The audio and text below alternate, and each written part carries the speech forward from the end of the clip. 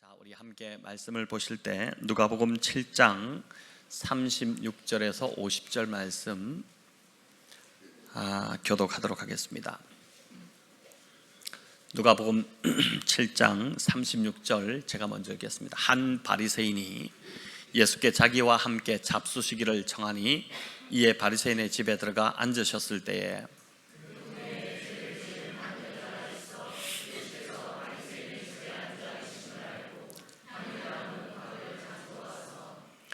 예수의 뒤로 그 발 곁에 서서 울며 눈물로 그 발을 적시고 자기 머리털로 닦고 그 발에 입 맞추고 향유를 부으니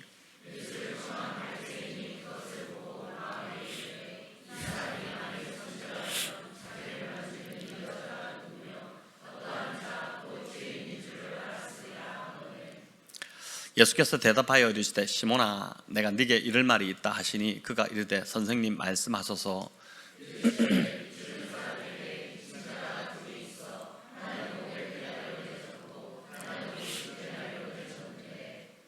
갚을 것이 없으므로 둘 다 탕감하여 주었으니 둘 중에 누가 그를 더 사랑하겠느냐.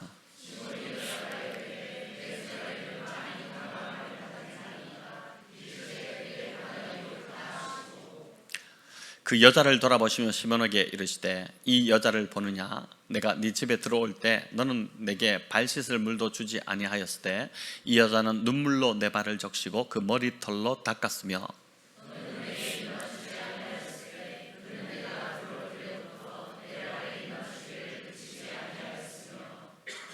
너는 내 머리에 감람유도 붓지 아니하였으되 그는 향유를 내 발에 부었느니라.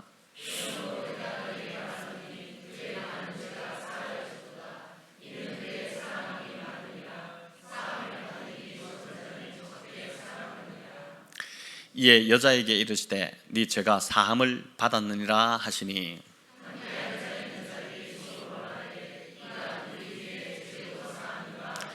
함께 읽겠습니다. 예수께서 여자에게 이르시되 네 믿음이 너를 구원하였으니 평안히 가라 하시니라. 아멘. 네, 우리가 익히 잘 알고 있는 이야기입니다. 누가복음 7장에 나오는 향유 부은 이 여인의 이야기, 이 본문을 가지고 그의 사랑함이 많음이다 이 제목으로 오늘 하나님께서 우리 모두에게 주시는, 또 각자에게 주시는 주님의 말씀 듣기를 원합니다. 여러분, 누군가에게 환대를 받아보거나 또 누군가를 환대해 보신 적이 아마 다들 있으실 것입니다. 저도 그 환대 받았던 참 좋은 아주 기억들이 있습니다. 이런 기억들이 삶을 살아가면서 참 힘이 되고 그렇게 하는데, 이 환대는 보니까 사전적 의미로 보면은 반갑게 맞아 후하게 대접한다 이런 뜻입니다. 반갑게 맞이하고 후하게 대접한다, 이게 맞죠? 환대가 이런 뜻이지 않습니까? 이 한자의 의미를 또 살펴보니까 환대가 이제 기뻐할 환에 기다릴 대자를 씁니다. 재미있죠? 여러분, 누군가를 기다리고 또 그 사람을 기다리는데 그 사람이 왔을 때 그 사람을 너무 반갑게 맞이하며 기뻐하는 것, 바로 이제 그게 환대라는 것입니다. 이제 누군가 나를 기다리는 사람이 있다는 것이 참 복된 인생이죠. 아무도 나를 기다려주지 않는다면은 이 얼마나 참 외롭고 쓸쓸하겠습니까? 저희 교회도 사람들을 더 많이 환대하는 그런 교회가 되기를 바랍니다.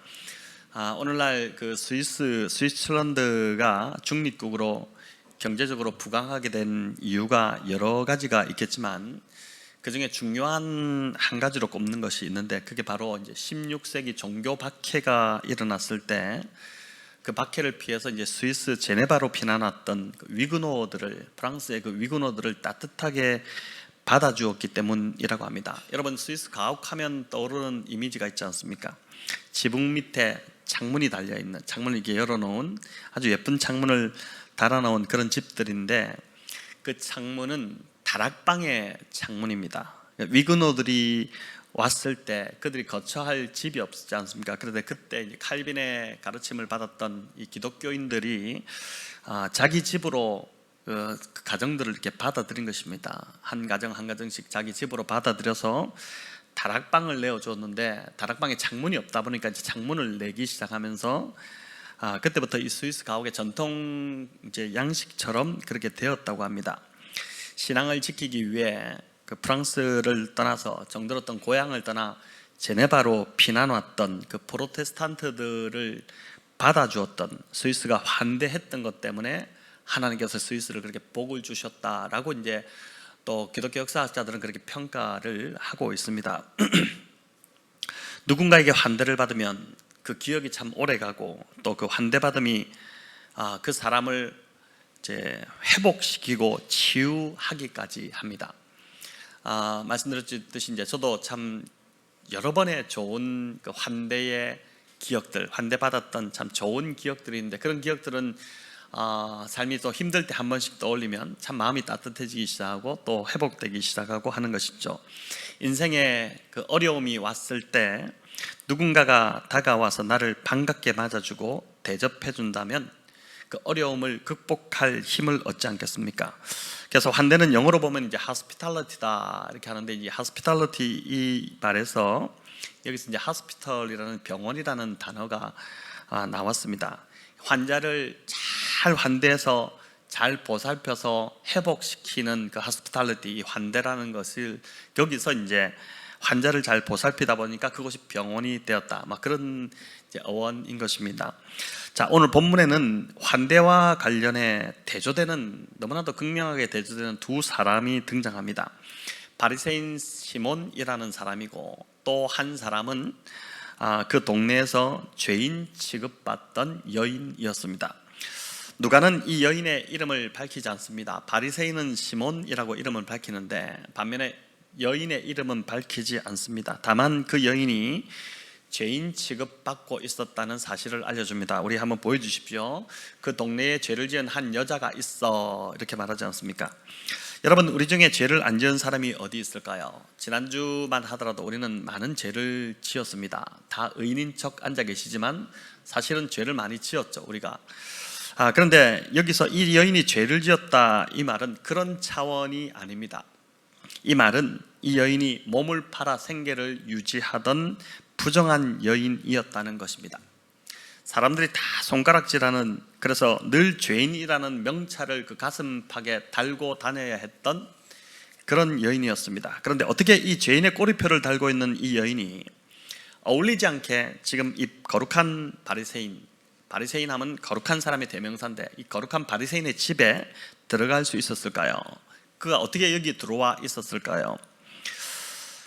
바리새인 시몬의 집에, 이 바리새인 시몬이 예수님을 자기 집으로 초대를 했기 때문입니다. 예수님께서 그 집에 오신 걸 알고 이 여인이 용기를 내어서 예수님을 보기 위해 그 집 들어가기 참 껄끄러운, 부담이 되는 그 집으로 들어간 것입니다. 우리 37절 같이 읽어볼까요?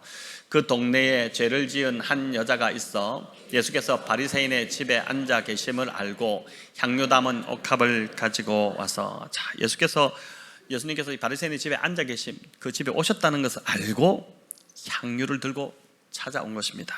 여러분, 오늘 이 자리에도 용기를 내어 예수님께 나아오신 분들이 있으실 거라고 믿습니다. 오늘 예배드리는 여러분, 이 자리에 예수님이 함께 계십니다. 믿으시죠?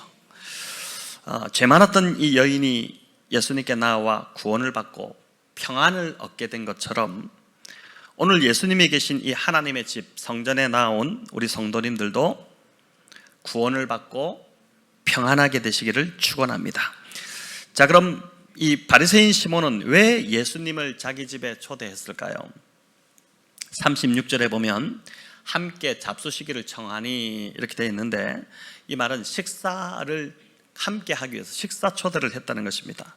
여러분, 누군가를 식사 대접하기 위해 집에 초대하면 어떻게 하십니까? 음식도 참 정성껏 준비하지만 손님이 도착하면은 집 안으로 들어올수록 맞이하잖아요. 나가서 입구에서 맞이하고 또 겉옷도 이제 받아서 걸어드리기도 하고 또 손을 씻을 수 있도록 화장실로 안내하곤 합니다. 수건도 그 손님을 위한 새 수건을 깨끗하게 걸어놓고 그 수건을 사용하시도록 그렇게 하지 않습니까? 반갑게 이제 맞이하는 환대를 하는 것입니다. 자, 그런데 당시 이스라엘에도 이런 손님 환대 문화가 있었습니다. 손님이 오면 먼저 종에게 발을 씻어드리겠습니다.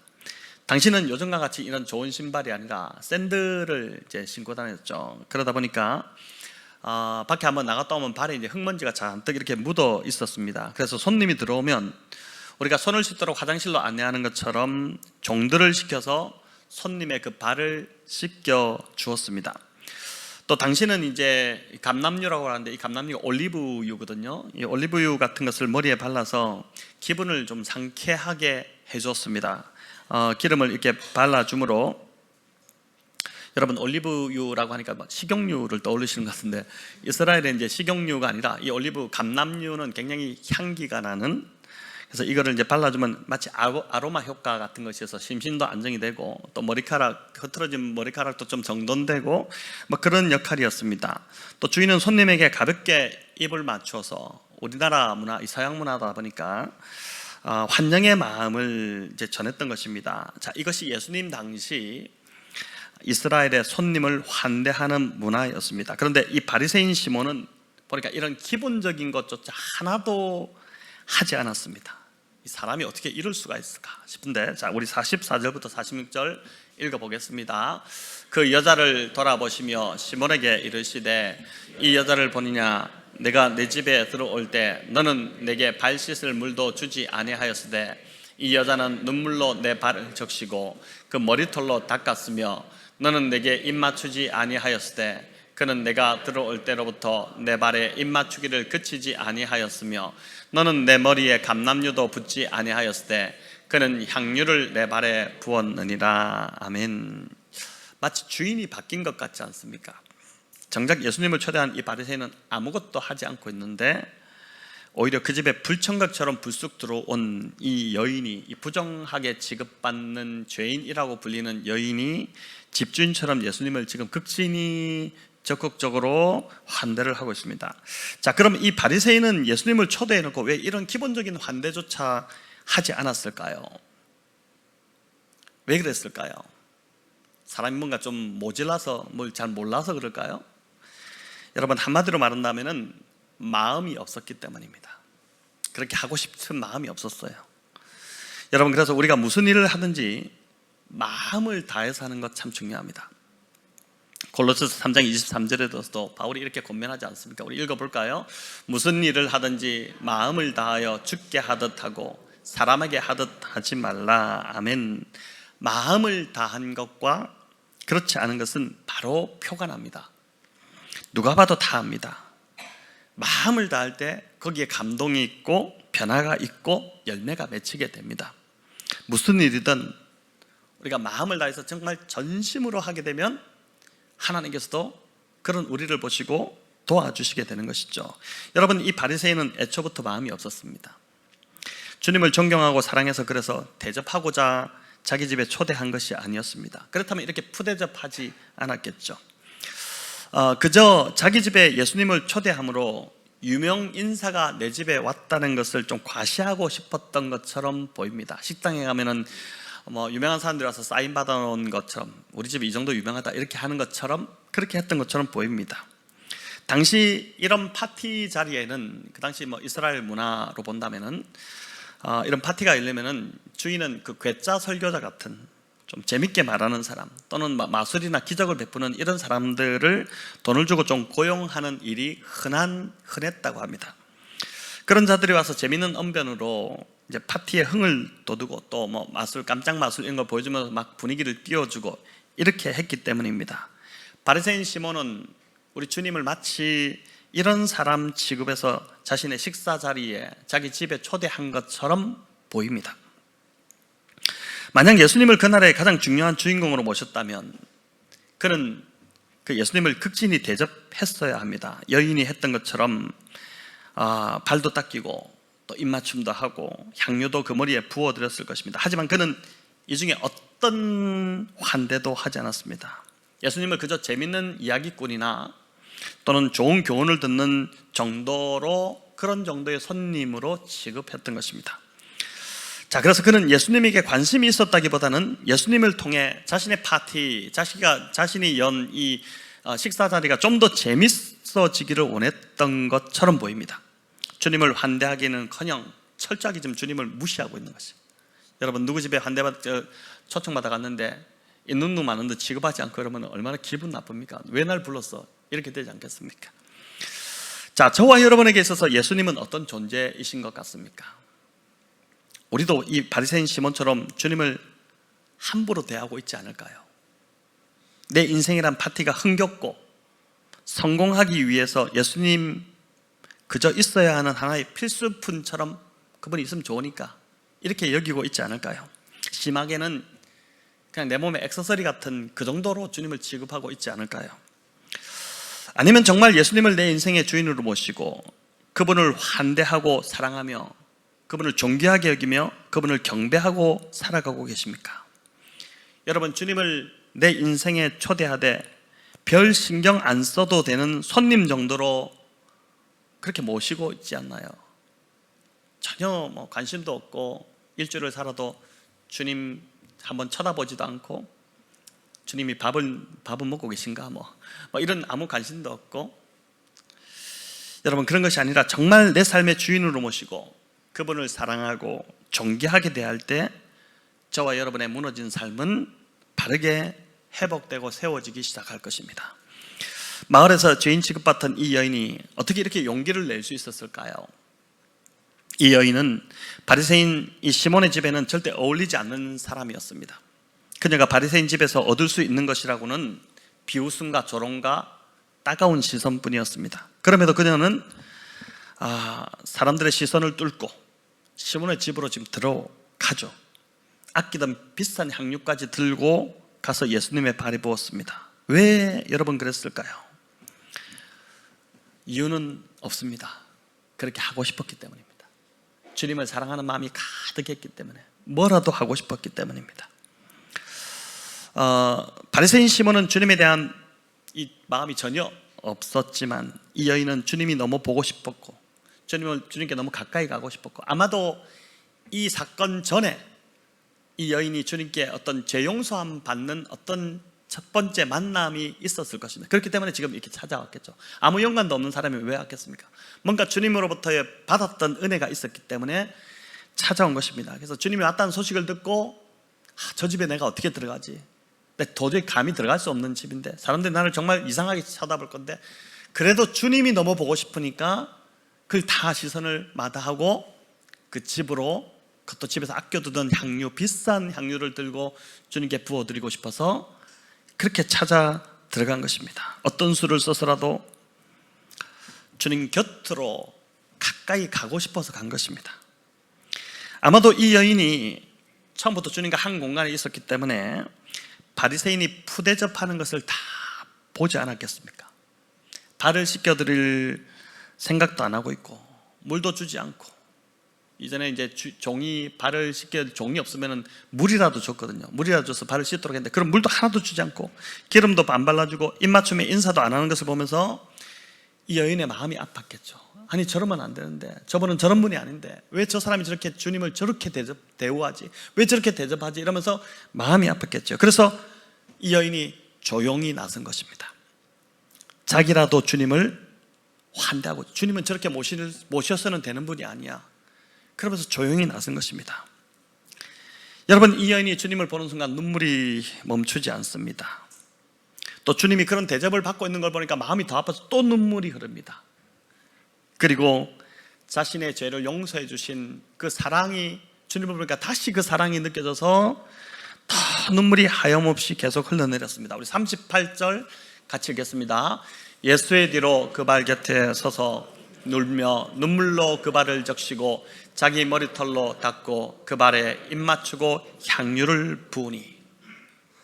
자, 여러분, 이 여인이 지금 주님께 행하고 있는 그 환대를 누가가 아주 자세하게 지금 표현을 하고 있는 것인데, 여러분 이 여인이 누구인지 궁금하지 않습니까? 이 여인이 누구든 말든 나 무슨 상관이야 이랬나요? 여러분, 제가 본문을 묵상하면서 이 여인이 굉장히 누군지 궁금했어요. 그래서 어제 우리 강사님들한테 혹시 이 본문을 연구하다가 이 여인이 누구인지 좀 흔적이라도 봤냐, 내가 얼핏 지금 이 여인이 누구라는 건 들었는데 그러니까 다 모르더라고요. 별 관심이 없었던 것 같아요. 그 여인이 누구든지 말든지. 근데 제가 이제 이 여인이 누구라고 들었냐면은 어떤 학자가 쓴 글에서 이 여인은 예수님께서 7 귀신 들렸던 그 고쳐주셨던 막달라 마리아였을 거라고 본다. 이런 이제 글을 얼핏 본 적이 있는데, 여러분 7 귀신 들렸던 막달라 마리아, 이 막달라 마리아가 결국 마지막 주님의 그 부활의 첫 증인이고, 십자가 달렸을 때 끝까지 그 옆에 곁을 지켰던, 제자들도 다 도망갔지만은 끝까지 지켰던, 사랑을 그만큼 아주 진하게 받았던 여인이기 때문에 그렇지 않습니까? 근데 이제 여러분 귀신 들린 사람 보셨나요? 귀신 들린 사람 요즘 보기 좀 쉽지 않지만은 그 인생이 완전히 피폐해집니다. 하물며 지금 7 귀신, 여자가 7 귀신이 들렸으니 그 인생이 완전히 망가졌지 않겠습니까? 그런 여인을 예수님이 만나서 귀신을 쫓아내주고 삶이 회복되었으니 예수님이 얼마나 고마웠겠어요. 오늘날도 마찬가지죠. 예수님을 만나기만 하면 마치 귀신 들려서 무너지고 비폐해진 것 같은 그 인생이 반드시 회복될 줄을 확실하게 믿으시기 바랍니다. 근데 저는 설교를 준비하며 곰곰이 좀 생각을 해봤어요. 이 여인이 누굴까? 근데 떠오르는 인물이 있었어요. 누구냐면은 요한복음 8장에 나오는 현장에서 가늠하다 끌려왔던 여자, 기억나시죠? 그 여인일 거라는 생각이 들었습니다. 이 죄인이라는 것도 결국 부정한 여인인데, 가늠하다 현장에서 끌려온 여인, 부정하다고 취급받지 않겠어요? 여러분, 가늠하다 붙잡혀 끌려왔으니 이제 돌에 맞아 죽을 일만 남아 있습니다. 왜냐하면 율법은 가늠한 자를 현장에서 붙잡게 되면은 돌로 쳐서 던져서 죽이라고 그러거든요.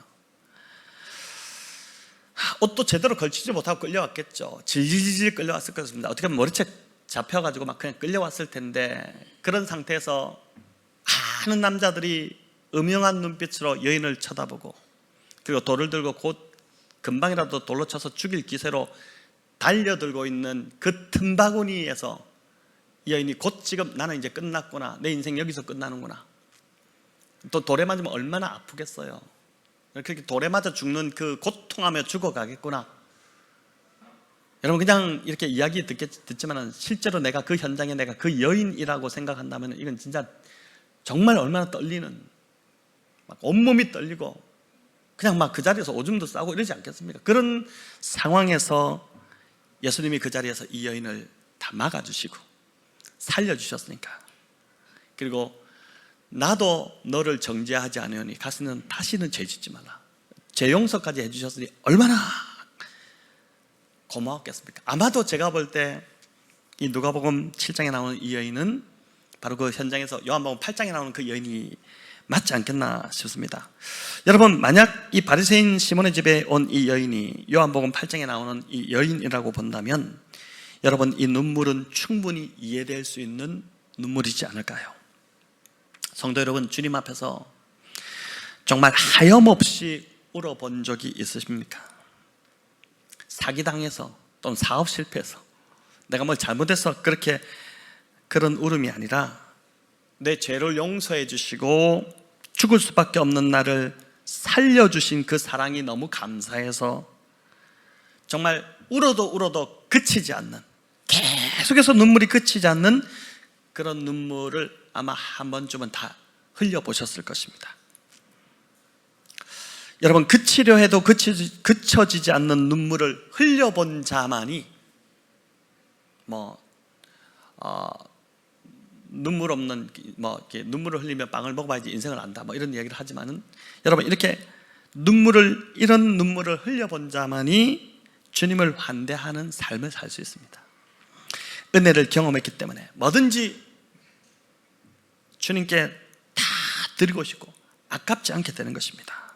자, 그런데 가만히 보면 이 여인의 행동이 조금 이상하게 보일 수 있습니다. 그 집안의 좁은 그 집 안의 공간에서 이루어지고 있는 이 상황, 지금 바리새인 시몬과 그 친구들이 다 쳐다보고 있는데, 예수님이 그 당시에 이제 이 식사 자리는 우리처럼 식탁이 아니라 바닥에 비스듬히 누워서, 이스라엘 사람들이 유대인들 식사할 때 그렇게 했거든요. 비스듬히 누워서, 그러니까 발이 이렇게 펴져 있는 상황입니다.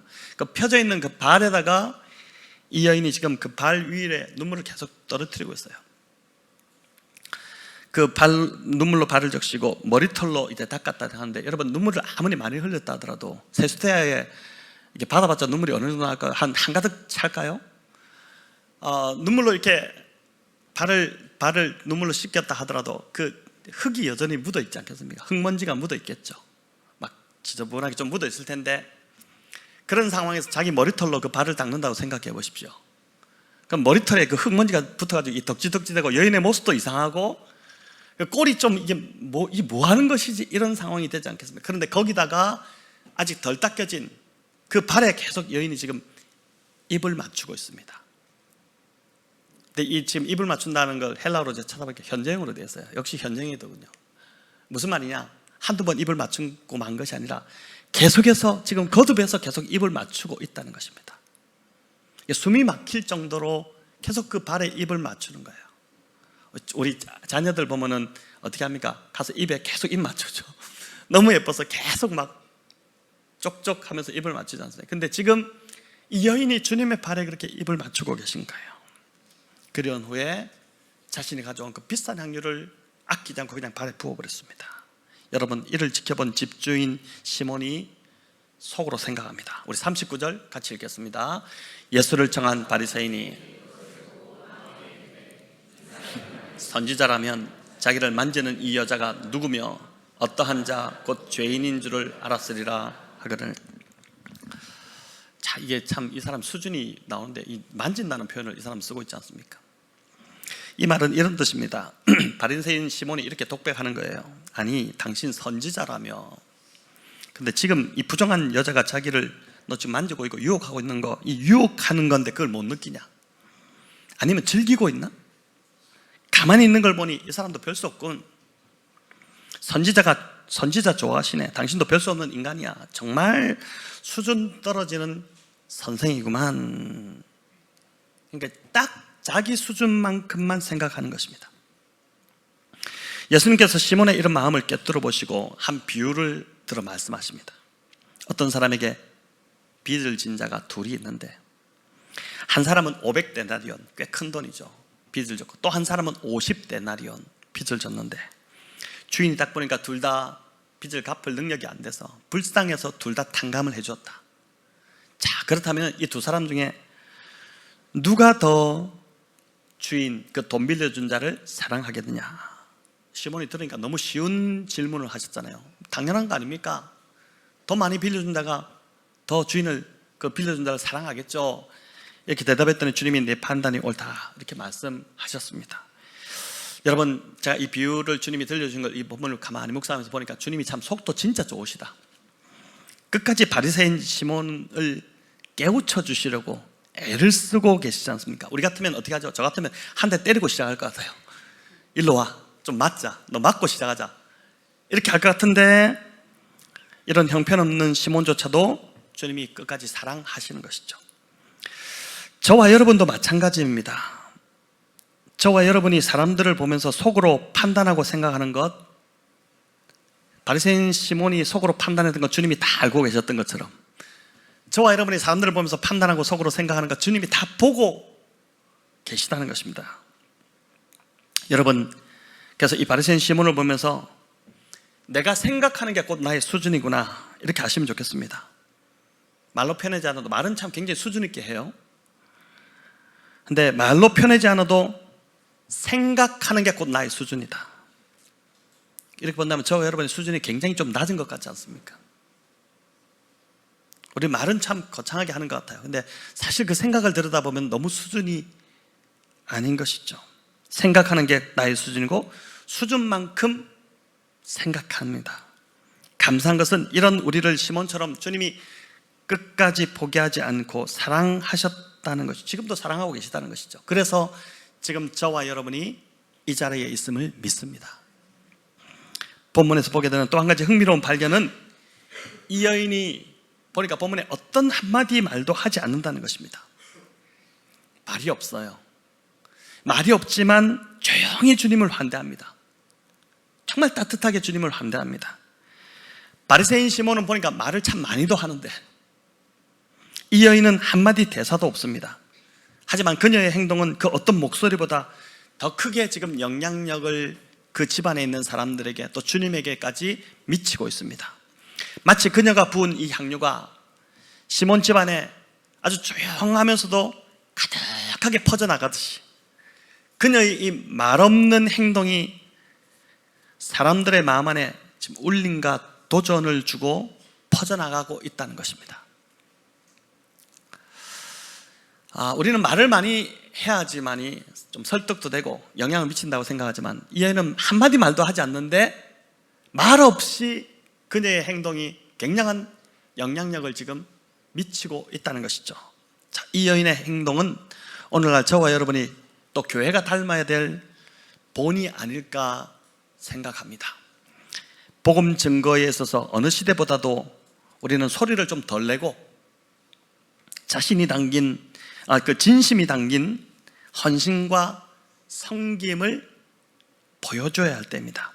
많은 말을 하지 않아도 우리의 행동과 몸짓과 또 눈빛 통해서 세상이 감동을 받고 은혜를 받을 때 우리의 말도 더 신뢰하지 않겠습니까? 지금 세상이 우리에게 원하는, 오늘날 교회 기독교인들에게 원하는 것은 결국 이것이라고 할 수 있는 것이죠.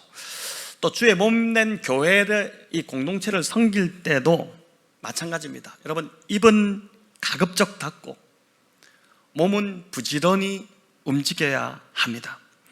교회마다 보면 무슨 일을 맡아도 그 맡는 일마다 그 사람만 가면 말이 많아지고, 부서가 말이 많아지고, 문제가 많아지고, 또 말이 많은 사람들이 있습니다. 하지만 진짜 은혜를 받은 사람들은 입을 닫습니다. 무슨 할 말이 있겠습니까? 죽을 죄인을 살려주셨는데 거기에 뭘 더 요구하겠습니까? 그래서 말이 많은 사람들을 여러분 이렇게 보면 기도하셔야 됩니다. 불쌍한 사람이에요. 은혜를 받지 못했구나, 저 사람이. 은혜를 받지 못해서 저렇게 아프구나, 그래서 저렇게 말이 많구나.